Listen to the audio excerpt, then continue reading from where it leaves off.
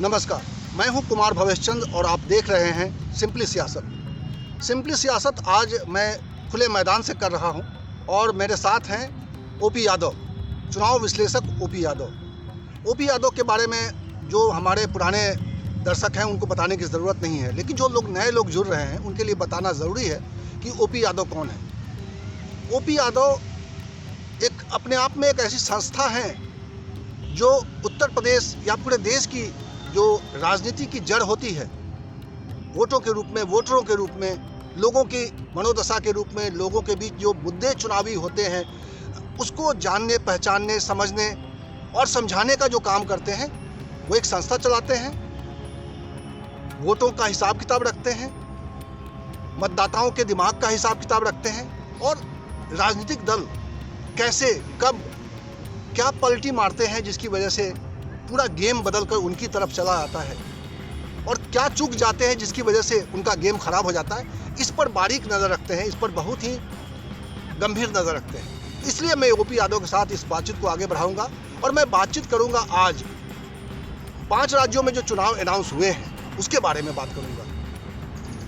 मैं बात करूंगा कि भारतीय जनता पार्टी की साख जो पश्चिम बंगाल में दांव पे लगी है, क्योंकि भारतीय जनता पार्टी ने पिछले लोकसभा चुनाव के बाद से ऐसा माहौल बनाया है जैसे पश्चिम बंगाल का चुनाव उसके लिए जीत लिख चुका है, वो जीत चुके हैं, ऐसी एक परिस्थिति बनाई गई है, ऐसा एक माहौल बनाया गया है। तो हम समझेंगे कि क्या सचमुच ऐसा ही होने जा रहा है। हम जानेंगे कि क्या ममता बनर्जी जो 2 बार वहाँ सत्ता में रही हैं और तीसरी बार सत्ता में वापसी के लिए संघर्ष कर रही हैं, ये तो सच्चाई है कि वो उनका मुकाबला भारतीय जनता पार्टी के साथ ही होने जा रहा है, क्योंकि वहाँ वाम दल और कांग्रेस के साथ जो मोर्चा है वो मोर्चा इस तरह से देश में दिखाई नहीं दे रहा जितनी मजबूती से, जितनी ताकत से भारतीय जनता पार्टी उसको चुनौती दे रही है। तो क्या है पश्चिम बंगाल की राजनीति और क्या है पश्चिम बंगाल की रणनीति, ये समझेंगे ओपी यादव से। और इसके अलावा असम में क्या दोबारा भारतीय जनता पार्टी सत्ता में वापसी करेगी, क्योंकि बहुत ही मुश्किलों के बाद असम में पहली बार जो पूर्वोत्तर का गेट माना जाता है, पूर्वोत्तर का द्वार माना जाता है, वहाँ पे सरकार बनाई थी। तो क्या दोबारा वहाँ पे उसकी वापसी की राह आसान है भारतीय जनता पार्टी की, ये समझेंगे। और समझेंगे ओपी यादव से कि दक्षिण में जो कदम बढ़ाने की कोशिश कर रही है भारतीय जनता पार्टी, तमिलनाडु में, केरला में, उसमें कितनी कामयाबी मिल सकती है। क्या कोई पांव रखने की ज़मीन मिलने वाली है उनको तमिलनाडु में या केरला में? केरला में जहां उनका एक विधायक है, जहां वाम दल की सरकार चल रही है, वाम दल के मोर्चा है वहां सरकार में, पिनराई विजयन वहां पे मुख्यमंत्री हैं। तो क्या वहां क्या परिस्थिति है और क्या हालात हैं, कैसे वहां के चुनावी समीकरण चल रहे हैं इस वक्त, क्या संभावनाएं हैं, इस पर बात करेंगे। तो उत्तर से लेकर दक्षिण तक और पांडिचेरी में क्या है राजनीति, सारे 5 राज्यों के चुनाव का हिसाब किताब करेंगे ओपी यादव के साथ। तो मैं आपकी साथ सीधे मैं ओपी यादव के पास ले चलता हूं और ओपी यादव से इन सारे सवालों का जवाब जानने की कोशिश करते हैं। तो ओपी यादव हमारे साथ जुड़ चुके हैं। ओपी यादव जी, आपका बहुत बहुत स्वागत है सिंपली सियासत में। नमस्कार। तो ओपी यादव जी, सीधे मेरा पहला सवाल, चूँकि पश्चिम बंगाल चुनावों को लेकर बहुत चर्चा हो रही है और ऐसा लग रहा है, ऐसा दिखाने की कोशिश हो रही है कि वहाँ भारतीय जनता पार्टी के लिए चुनौती बहुत कम है और भारतीय जनता पार्टी शायद अगली बार वहाँ सरकार बनाने जा रही है। मीडिया के एक खेमे में ऐसी चर्चाएं इस वक्त बहुत तेज़ है और वहाँ जो मुद्दे हैं और वहाँ जिस तरीके से प्रेजेंट करने की कोशिश की जा रही है तृणमूल कांग्रेस को, बार बार जब तृणमूल कांग्रेस का कोई नेता छोड़कर भारतीय जनता पार्टी की गोद में आकर बैठता है तो ऐसा एक एहसास कराया जाता है जैसे तृणमूल कांग्रेस वहाँ पे समाप्त हो गई है। आपकी क्या धारणा है तृणमूल कांग्रेस और भारतीय जनता पार्टी की इस लड़ाई के बारे में? देखिए भावेश जी, वेस्ट बंगाल के जो पिछले असेंबली के चाहे जो आंकड़े हैं और जो पिछले पार्लियामेंट के जो नतीजों के जो भी आंकड़े हैं उस पे बारीक दृष्टि से देखा जाए तो बहुत बड़ा चेंज नहीं दिख रहा। लेकिन चूंकि जिस तरह से बड़े बड़े जो पॉलिटिकल वहाँ के हैवीवेट्स हैं तृणमूल कांग्रेस के, उन्होंने जिस तरह पार्टी को ज्वाइन किया, कई हैवीवेट मिनिस्टर हैं तृणमूल कांग्रेस के आए और जिस तरह से एक वातावरण बना, तो लग रहा है कि भारतीय जनता पार्टी सत्ता में, मीडिया के हलकों में तो इसी तरह की चर्चा है कि Bharatiya Janata party writers building में कदम बढ़ा चुकी है। लेकिन जैसे 2014 का पार्लियामेंट के नतीजे रहे हों, 2019 के पार्लियामेंट नतीजे रहे हों, पिछले असेंबली के जो वेस्ट बंगाल के नतीजे रहे हों, उसमें आप देखिए कि 3 विधायक थे सदन में। तो निश्चित तौर पर वोट शेयर को देखा जाए, जैसे कांग्रेस का और वाम मोर्चे का जो वोट शेयर है उसमें गिरावट आई है। तृणमूल कांग्रेस का जो वोट बैंक है 44 पॉइंट वोट बैंक रहा है पिछली बार जो टर्नआउट रहा है 16 के चुनाव की बात। हाँ 16 की, और उसमें बिल्कुल मान के चलिए कि 43.69%, मतलब मुश्किल से 0.40 का जो हेर फेर हुआ है परसेंटेज का, मैं परसेंटेज की बात कर रहा हूँ जो प्रतिशत में है।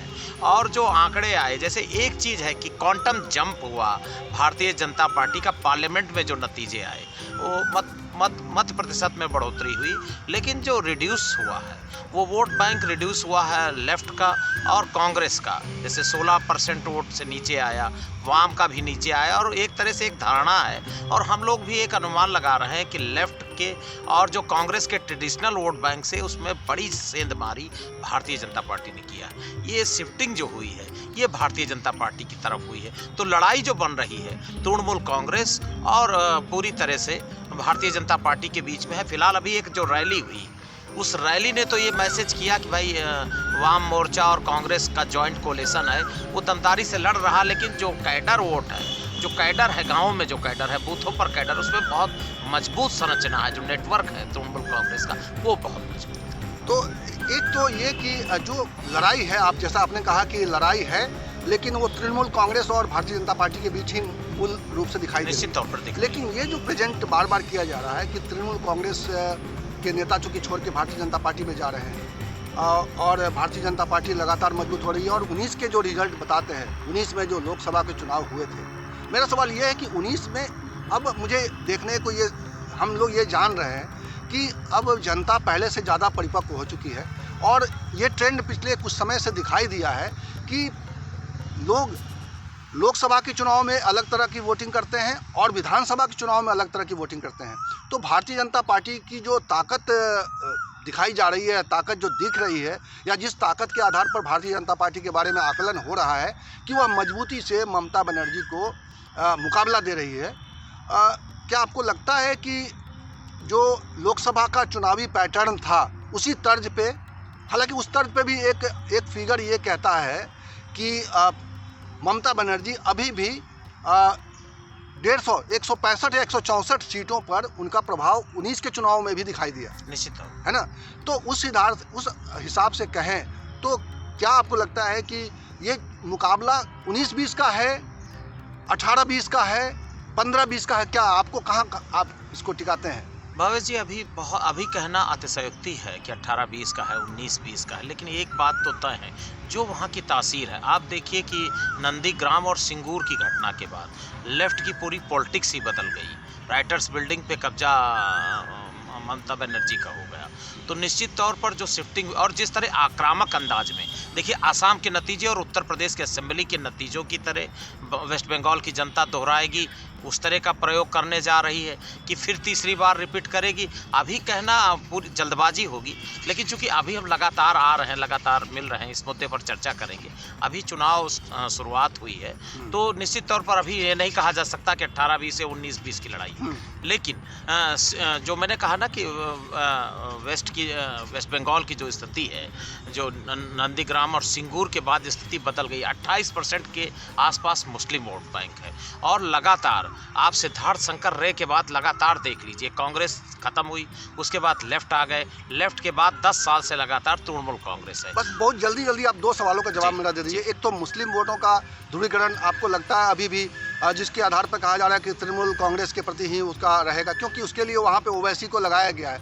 ऐसा माना जाता है कि भारतीय जनता पार्टी का गेम खेलते हैं, है ना? बिहार में हालांकि उन्होंने इस तरह की धारणा को बदला है, लेकिन एक तो ये, दूसरा क्या जो कांग्रेस के भीतर जो अंदरूनी कलह चल रही है, अंदरूनी लड़ाई चल रही है, जो 23 की टीम जो है लगातार नेतृत्व पर हमला कर रही है, इसका क्या असर होगा? ये दो छोटे छोटे, चूंकि हमें दूसरे राज्यों की ओर बढ़ना है, दूसरे राज्यों के बारे में चर्चा करनी देखिए है। एक बात, जो वेस्ट बंगाल के देखिए पार्लियामेंट में भी नेता हैं अधीर रंजन चौधरी, और पूरी तरह से वो अब अधीर हो चुके हैं। तो वेस्ट बंगाल की राजनीति में, कांग्रेस में और बीजेपी के साथ भी एक बड़ी चीज़ है कि बीजेपी के ममता बनर्जी के लेवल का कोई बड़ा नेता नहीं है। जैसे माँ माटी और मानुस की लड़ाई लड़ रही तृणमूल कांग्रेस, अब पूरी तरह से सेंट्रलाइज हो गई है बंगाली अस्मिता पर, और बीजेपी भी बंगाली अस्मिता की बात कर रही है। तो कहीं ना कहीं बिल्कुल मामला फंसता नजर आ रहा है। और जो सेकुलर वोट बैंक की, मुस्लिम वोट बैंक की जो हम लोग बात कर रहे हैं पूरी तरह से, तो निश्चित तौर पर तृणमूल ओवैसी और या कांग्रेस वाम दल, चूंकि मुस्लिम मतदाताओं की जो टेक्निकल वोटिंग है, जो वोटिंग होगी, उनका कहीं ना कहीं जो दृष्टिकोण होता है कि बीजेपी से लड़ कौन रहा है, ये जो समीकरण बन रहा है, निश्चित तौर पर तृणमूल कांग्रेस की तरफ शिफ्टिंग करेगा मुस्लिम वोट बैंक। ठीक है, हम आगे भी चर्चा करते रहेंगे, चूंकि पश्चिम बंगाल के चुनाव बहुत दिलचस्प चुनाव हैं और आपको मालूम है कि उस चुनाव में भारतीय जनता पार्टी और खुद प्रधानमंत्री नरेंद्र मोदी की साख एक तरीके से उन्होंने अपनी दांव पर लगाया है। और प्रदेश से जो नतीजे आते हैं, निश्चित रूप से हर विधानसभा चुनाव में प्रधानमंत्री खुद को आगे करके रखते हैं। अभी आज ही खबर आई है कि 50 रैलियां उनकी तय की जा रही हैं। आप समझ सकते हैं कि किसी प्रदेश में 50 रैली प्रधानमंत्री करें, उसके देश के गृह मंत्री करें, और बाकी पार्टी पूरी लगी है और एक तरफ ममता बनर्जी है, तो लड़ाई तो बहुत दिलचस्प है। हम पश्चिम बंगाल के चुनाव पर आगे भी चर्चा करेंगे, लेकिन मैं यादव जी के पास अब असम को लेकर बात करूंगा।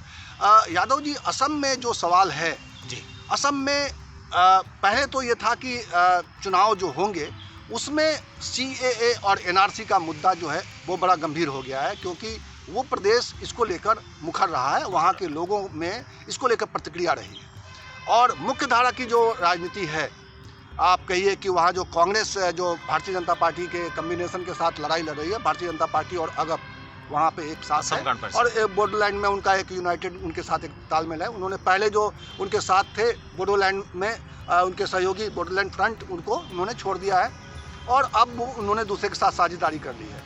तो वहाँ पे क्या स्थिति है? क्या ये जो असम की अस्मिता का सवाल है और इसको लेकर वहाँ पे जो असम जातीय परिषद, जो वहाँ के यंगस्टर्स की टीम है और जो कह रही है कि ये CAA और NRC पर बहुत ही निराश किया है केंद्र की सरकार ने, तो उनका जो तीसरा मोर्चा है वो किस तरह से प्रभाव रखेगा और क्या स्थिति आप देख रहे हैं असम में?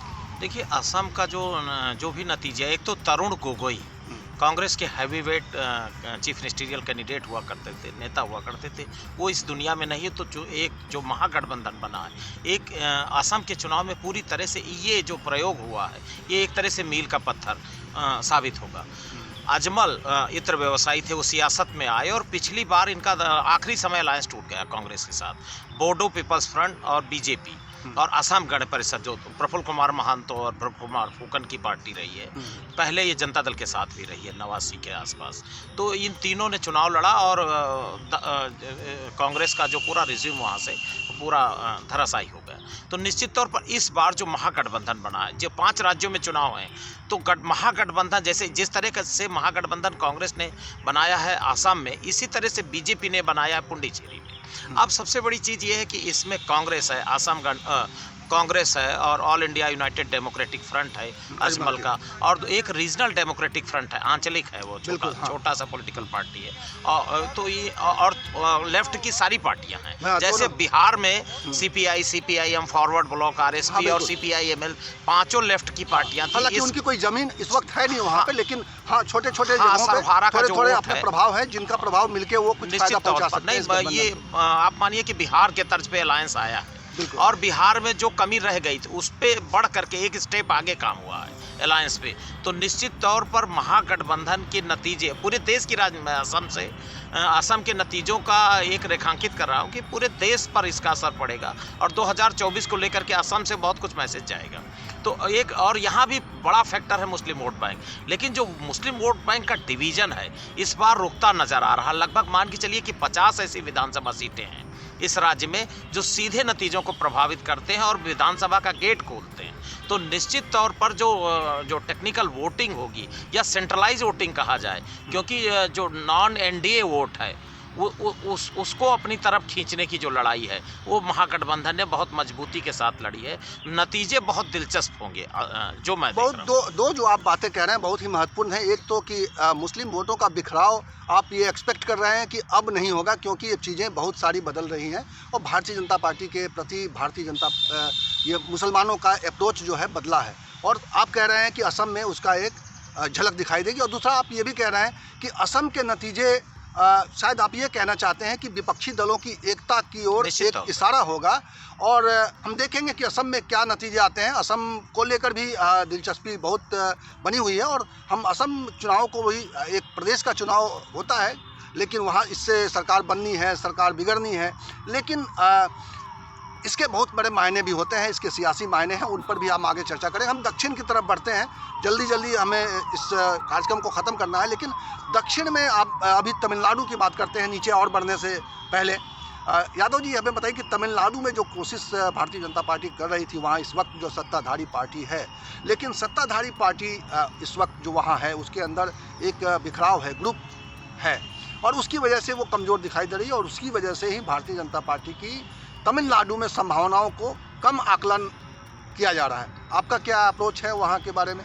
देखिए भावेश जी, पहली बार तमिलनाडु के जो चुनाव हो रहे हैं, एम करुणानिधि और जे जयललिता जो अन्ना डीएमके और डीएमके के हैवीवेट थे, दोनों स्टॉलवर्ड्स इस बार चुनाव मैदान में नहीं है। ये जो दोनों दिग्गज हैं दुनिया में नहीं है, तो निश्चित तौर पर अन्ना डीएमके आप समझ सकते हैं कि ये उत्तर प्रदेश में जैसे मायावती और मुलायम का एक राजनीति रही है, दोनों ही कद्दावर, दोनों ही मजबूत, दोनों ही जमीन पर जिनकी बड़ी ताकत, ये द्रविड़ पार्टियां दोनों ही पार्टियों की जमीन पर आधार थे। और यादव जी बहुत सही कह रहे हैं कि वो उनकी गैर मौजूदगी में, इस पर चर्चा हो रही है कि उसकी गैर मौजूदगी में ये पहला चुनाव हो रहा, और शुरुआती दौर में बगावत हुई, डीएमके में बगावत हुई, लेकिन अब स्टालिन की लीडरशिप को एक्सेप्ट कर लिया गया है। लेकिन एक और डेवलपमेंट है कि जैसे मुपनार की पार्टी वहाँ काम कर रही है, एल रामदोस की पार्टी वहाँ काम कर रही है। आपने सत्तारूढ़ जो एक बड़ी चीज़ है, सत्ता का जो ट्रांसफ़र होता है, एक बार डीएमके तो एक बार अन्ना डीएमके, लेकिन पिछली बार मिथक टूटा था। पिछली बार जयललिता की लीडरशिप में दूसरी बार रिपीट किया था अन्ना डीएमके ने। एक बड़ा प्रयोग इस बीच में हुआ पिछले 5 सालों में। एक प्रयोग ये हुआ कि रजनीकांत की सियासत में एंट्री हुई, और एक बेअसर एंट्री हुई है कमल हसन की। उनकी एंट्री तो हुई, लेकिन बड़ा कोई असर नहीं कर पा रही वहाँ की सियासत, द्रविड़ पॉलिटिक्स में कोई बड़ा फेरबदल नहीं कर पा रही है। दूसरा जो दलों की शिफ्टिंग है, एक बार इधर पीएमके और एमडीएमके, दूसरा शशिकला की बेटे की भी पार्टी आ गई, शशिकला भी एंट्री कर गई हैं। और जो वहाँ के चीफ मिनिस्टर हैं पनीर सेल्वम और पलानीस्वामी, दोनों में डिप्टी सीएम में, और थोड़ा गजग्राह वहाँ चल रहा है। तो और दूसरा जो सबसे बड़ी है पीएमके, और जो दूसरे और छोटे छोटे दल हैं। देखिए बीजेपी ने शुरुआत, एल रामदोस की शुरुआती दौर में बीजेपी ने यहाँ पर एंट्री करने की, सीधे अपने बलबूते पर एंट्री करने की कोशिश की, लेकिन 5% वोट बैंक से फिर दूसरे पार्लियामेंट के चुनाव में घट के 3% हो गया। तो बीजेपी अकेले कुछ नहीं कर पा रही इस राज्य में, और वो 2024 और 2026 देख रही है। तो बीजेपी की नज़र अब अपने आप को यहीं से मजबूती करने की है। बीजेपी अन्ना डीएमके के साथ है, और अन्ना डीएमके के रहमो करम पर है। सीट शेयरिंग और सारी चीज़ें घूम रही हैं अन्ना डीएमके के रहमो करम पर। लेकिन इधर डीएमके और कांग्रेस और जो उनके पुराने एलआई हैं, वो भी बहुत मजबूती से चुनाव लड़ रहे हैं। लेकिन जो मैंने शुरुआत में कहा कि दोनों दिग्गज है नहीं, और कावेरी का मामला और भी बहुत ऐसे मामले हैं वहाँ पर जो प्रासंगिक हो सकते हैं, वो तो आगे नतीजे बताएंगे। लेकिन द्रविड़ पॉलिटिक्स, क्योंकि पुडुचेरी में भी चुनाव हो रहा है, वहाँ भी तमिल सियासत पर भी है। मैं आ रहा हूँ पुडुचेरी पे, लेकिन ये जो चूँकि आप पार्लियामेंट के 14 के नतीजे देखिए कि 19 के नतीजे देखिए, भारतीय जनता पार्टी का जो मोदी का जादू किसी राज्य में नहीं चल पाया, तो राज्य है तमिलनाडु। तो ये नतीजे बहुत दिलचस्प हैं। जो लोग कह रहे हैं कि मोदी का करिश्मा पूरे देश में काम कर रहा, उन लोगों को भी समझना है कि तमिलनाडु में क्यों काम नहीं कर रहा। अब क्या नतीजे होंगे, अलायंस में है, जूनियर पार्टनर के रूप में है, अब क्या नतीजे आए, बहुत दिलचस्प नतीजे यहाँ के होंगे। और जैसे वाइको की पार्टी यहाँ काम कर रही है, यहाँ मुपनार की पार्टी भी एक्शन में है, तो और जो इनके परिवार से भी निकल करके भी जीके वासन ने पार्टी बना लिया मुपनार की, तो काफ़ी दिलचस्प यहाँ के नतीजे आएंगे। रही बात पौंडीचेरी की, पौंडीचेरी की भी राजनीति कहीं ना कहीं जैसे यूपी से उत्तराखंड की राजनीति गवर्न होती है, देहरादून और लखनऊ के बीच में पॉलिटिकल कॉम्बिनेशन है, उसी तरह पुडुचेरी में। लेकिन पुडुचेरी में आपने देखा कि प्रेसिडेंट रूल इम्पोज हो गया, खूब बड़ा ड्रामा हुआ, और फिर प्रेसिडेंट रूल इम्पोज हो गया और बेदी को वापस बुलाया गया। और बेदी को वापस बुलाने के लिए आपने देखा होगा गवर्नर को जब वापस बुलाया गया तो जो अलायंस पार्टनर थे बीजेपी के साथ, वो चाहे ऑल इंडिया अन्ना डीएमके हों और चाहे ऑल इंडिया रंगास्वामी का जो दल है टीआरसी, ऑल इंडिया टीआरसी, ये दोनों दल चाहते थे कि गवर्नर वापस चले जाएं। कांग्रेस इसको मुद्दा बनाने जा रही है पुडुचेरी में, इसी मुद्दे पर चुनाव लड़ने की भूमिका बना रही। लेकिन एक बड़ा प्रयोग हुआ कि पिछली बार ऑल इंडिया जो टीआरसी है और ऑल इंडिया डीएमके और बीजेपी तीनों अलग अलग लड़े थे।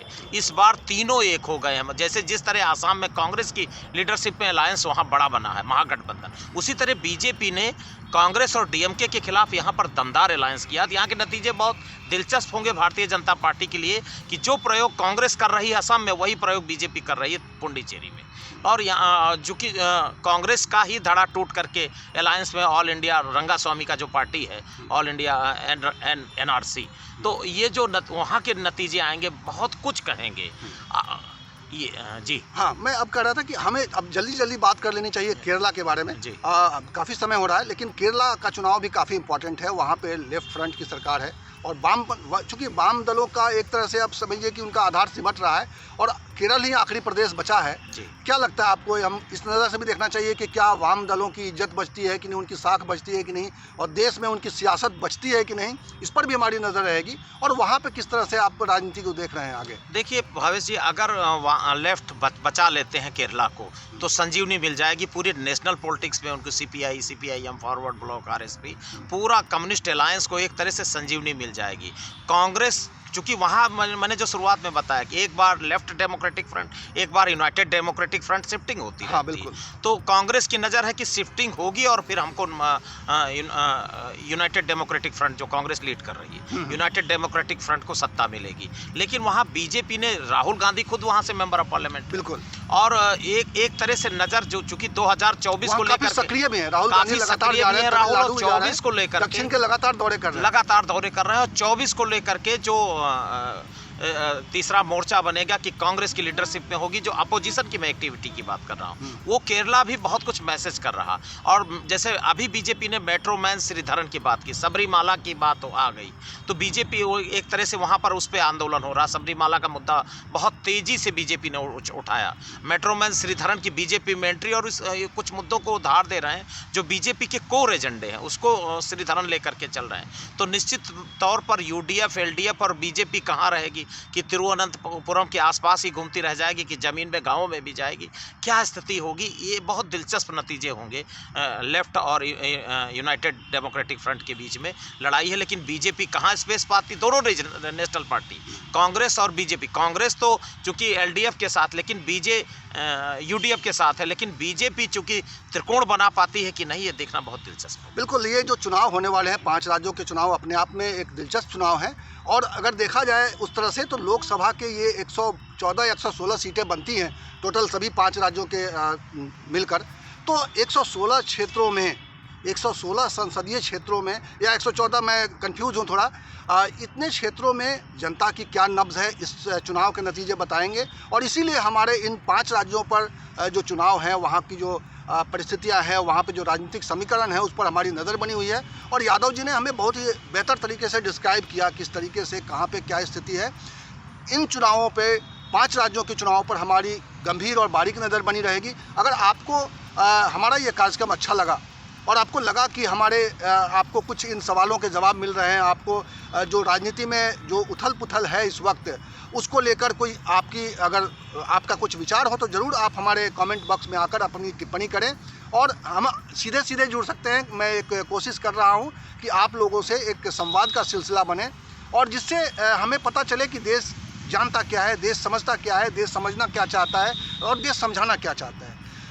हमारे इस कार्यक्रम में फ़िलहाल इतना ही। आपने अगर अभी तक हमारा ये चैनल सब्सक्राइब नहीं किया है तो प्लीज़ इसे सब्सक्राइब कर लीजिए और इसे अपने दोस्तों के साथ इस वीडियो को शेयर भी कीजिए ताकि अधिक से अधिक लोगों तक ये बात पहुंच सके, इस तरह की चिंता पहुंच सके, इस तरह के विचार पहुंच सकें। तो आपने आखिर तक ये प्रोग्राम देखा, आखिर तक ये वीडियो देखा, इसके लिए बहुत बहुत शुक्रिया। यादव जी आपका बहुत बहुत शुक्रिया। हम लोग इसी तरह से राजनीति पर, इसी तरह से राजनीतिक जो परिस्थितियां हैं उस पर चर्चा करते रहेंगे और हमारे कार्यक्रम में यादव जी हमेशा आपसे मिलते रहेंगे। बहुत बहुत धन्यवाद यादव जी और आप सबका शुक्रिया। नमस्कार। नमस्कार।